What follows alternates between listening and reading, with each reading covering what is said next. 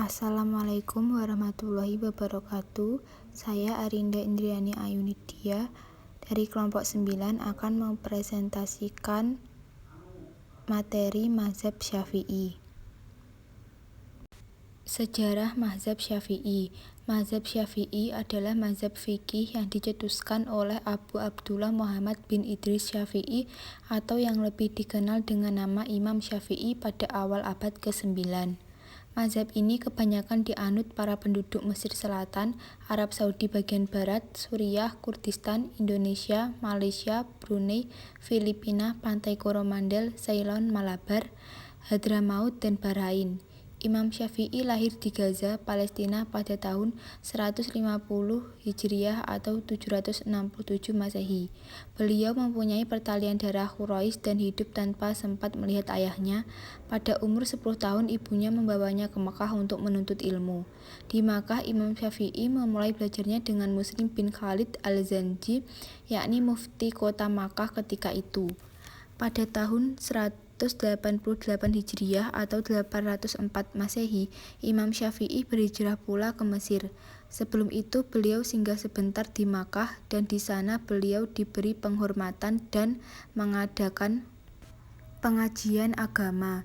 Pada tahun 194 Hijriah atau 810 Masehi, Imam Syafi'i kembali ke Baghdad dan beliau ditawar untuk memegang jabatan qadhi bagi dinasti Abbasiyah.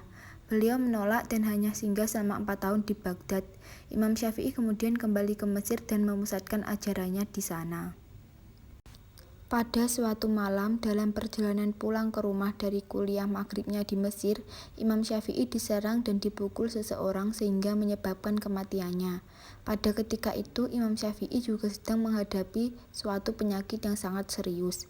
Imam Syafi'i meninggal dunia pada tanggal 29 Rajab tahun 204 Hijriah atau 820 Masehi di Mesir ketika berumur 54 tahun Hijriah. Beliau meninggalkan kepada dunia Islam sebuah kitab yang paling agung dalam bidang usul fiqh berjudul Ar-Risalah. Kitab ini adalah yang terawal dalam menyatakan kaidah-kaidah mengeluarkan hukum dari nas Al-Quran dan As-Sunnah. Selain itu, Imam Syafi'i juga meninggalkan kitab fikihnya yang termasyhur berjudul Al-Mumm.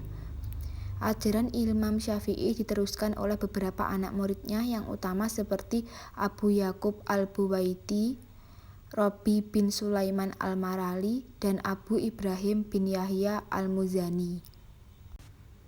Karakteristik Mazhab Syafi'i. Mazhab Syafi'i terbukti akan kedinamisannya ketika memecahkan permasalahan yang terjadi akan bahaya dua pendapat yang masih dipertanyakan kebenarannya. Ketika terjadi perselisihan antara penganut mazhab Maliki dan Hanafi karena berbedanya pendapat cara pandang dalam menggali hukum. Bukti kedinamisan tersebut ketika tokoh mazhab Syafi'i, yakni Imam Syafi'i, memecahkan permasalahan dengan pengambilan hukum tentang sholat witir yang terdapat penggunaan qiyas oleh beliau dengan menyamakan suatu hukum masalah yang lain yang tengah-tengah sebagai sumber hukum. Konsep fiqh mazhab. Konsep fikih mazhab ini diawali oleh Imam Syafi'i yang hidup di zaman pertentangan selang arus ahlul hadis, cenderung berpegang pada teks hadis, dan ahlul ra'yi cenderung berpegang pada daya upaya cara melakukan sesuatu atau ijtihad. Imam Syafi'i berlatih kepada Imam Malik sebagai tokoh ahlul hadis dan Imam Muhammad bin Hasanasi Syaibani sebagai tokoh ahlul ra'yi yang juga murid Imam sisa dari pembakaran Hanifah. Imam Syafi'i selanjutnya merumuskan arus atau mazhabnya sendiri yang bisa diberitahukan benar di selang kedua kelompok tersebut. Imam Syafi'i menolak istihsan dari Imam sisa dari pembakaran Hanifah maupun masalih mursalah dari Imam Malik. Namun demikian, mazhab Syafi'i menerima penggunaan qiyas secara lebih lapang ketimbang Imam Malik. Walaupun berlainan dari kedua arus utama tersebut, kelebihan Imam Syafi'i sebagai ulama fikih, usul fikih, dan hadis di zamannya membuat mazhabnya mendapat banyak pengikut dan kealimannya diakui oleh berbagai ulama yang hidup sezaman dengannya. Imam Syafi'i mulai mendirikan mazhabnya sendiri. Beliau menyusun mazhabnya berdasarkan hadis dan qiyas. Metodologi yang digunakan Imam Syafi'i merupakan hasil kolaborasi dari ilmu hadis yang dipelajarinya dari para ahli di Hijaz dan para ahli qiyas di Irak. Kedua ilmu tersebut dikolaborasikan oleh beliau sebagai dasar dari mazhabnya, yakni mazhab Syafi'i. Penyebaran mazhab Syafi'i. Mazhab Syafi'i dominan di Afrika Timur dan di sebagian Jazirah Arab dan Asia Tenggara. Dua aliran mazhab Syafi'i, yakni Qadim dan Jadid, memiliki kontribusi pula dalam penyebaran mazhab Syafi'i. Sebagai aliran yang pertama, Qadim sebagai permulaan tumbuh di Irak, sementara Jadid tumbuh di Mesir. Namun kedua aliran Jadid yang lebih masyhur ikut mempengaruhi kawasan Irak sehingga perlahan aliran Qadim mulai tersisih. Setelah dari Irak, mazhab Syafi'i mulai menyebar ke kawasan Jazirah Arab lainnya, hingga ke Hijaz, Suriah atau Syam, Persia, dan India. Mazhab Syafi'i juga berkembang di wilayah-wilayah yang merupakan mayoritas penganut mazhab Maliki kecuali Maroko. Faktor-faktor penyebaran mazhab Syafi'i yang begitu luas disebabkan oleh beberapa faktor.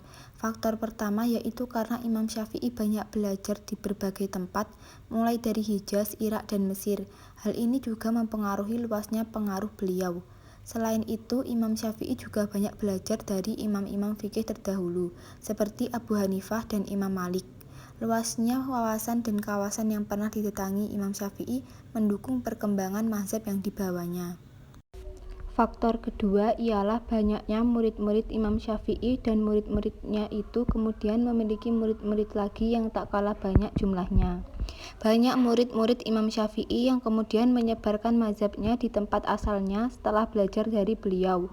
3 orang murid Imam Syafi'i yang berjasa dalam perkembangan mazhab Syafi'i di Mesir adalah Al-Buwaiti, Al-Muzani, dan Robi Al-Zizi.